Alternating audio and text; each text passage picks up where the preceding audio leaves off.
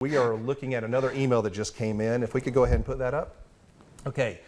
My daughter went down a slide at my apartment complex playground and hit her head. The slide was not properly bolted down and had been moved, which caused her to collide with a sharp corner. She was taken to the hospital and diagnosed with a concussion. I feel like it was neglect by the apartment for not maintaining the playground. Is it unreasonable to expect medical compensation? And that's from Pat. Pat, thank you for sending that in. No, it's not unreasonable at all, because it sounds to me,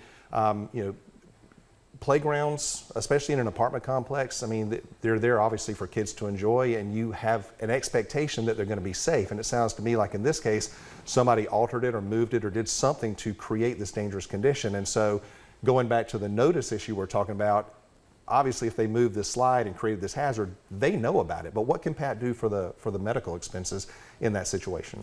Well, I think number one is hiring an attorney in this situation is step one, because a lot of times the people that you will deal with at the apartment complex, they don't really know about insurance or anything like that. They're probably not going to give you the insurance information, but usually a letter from an attorney gets somebody's attention, gets the correct person's attention. But if it is a minor injury, there's the possibility that there's medical payments coverage, and that will just cover the medical bills, and there's no money for compensation beyond that. But in the event the injury is more significant, there can be general liability coverage where, like you said, if they're on notice of the hazard, then you can't pursue them further. And I think it almost goes without saying, but you should be able to go down a slide without hitting a sharp corner. Right. Again, we know kids play rough, sometimes get hurt, things happen, right, but you should be able to go down a slide safely. Yeah, that's something that you definitely, especially with it sounding like it was altered or moved in some way. I mean, why did that happen? There's got to be some backstory there, and that's something that an attorney can help you figure out, and it may end up being the difference between getting compensation and not getting compensation. So yeah, absolutely, Pat, give us a call.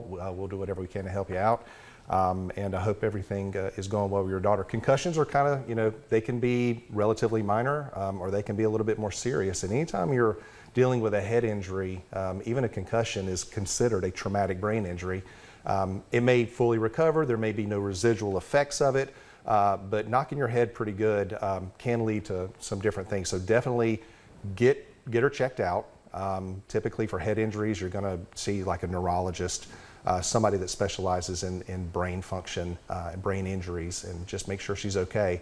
And obviously the concussion protocol, keep them awake, don't let them fall asleep, things like that. But it sounds to me like this is probably past, so I'm guessing there were no immediate concerns there. But yeah, concussions are not something to be fooled around with. So. No, and we see that all the time, and they can be scary, but all the doctors will tell you all the statistics.